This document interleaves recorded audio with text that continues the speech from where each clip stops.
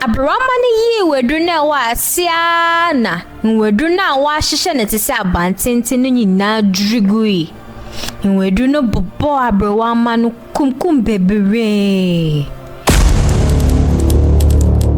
Nambia ni wiase na ontumi mmisa nyame nambio.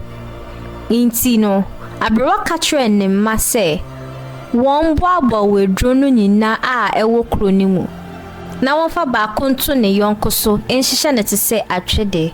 Won hyehye saa kopem se wo bedru susu ewiem babia onyankopon te no. Na aberewa ni abrepa orehwehwe nyame anim ene na edi nkita ho aka kire ne se onsan betina babia na otini pio. Inti ne mano ye nia okai pepepe.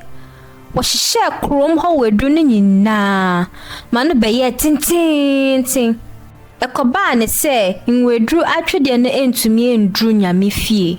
Na aka wedru baako na won hwehwe kro ne mu nyina nso enhu wedru biom. Nti aberewa ka kire ne ma.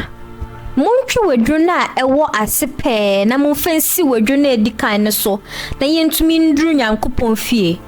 Aberewa ma andwen nsem na aberewa ka kire won woye ne okai ne pepepe. Aberewa ne yi wedru na wa asia na wedru na wa hyehye ne tese abantenten no nyina drigui. Wedru no bobo aberewa no kumkum bebre.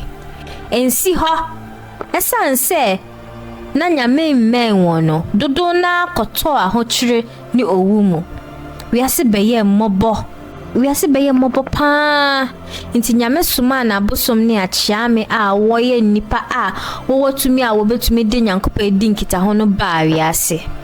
Abosom no betina esubontimu, kwae mu, ebu mu ne nia ekeka ho. Nanso abosom no bi ye aswoden anye nya nyame ka kire won se wonye. Inti na yewo abosom bone ne abosom papa. That's a sim with me. Like and subscribe.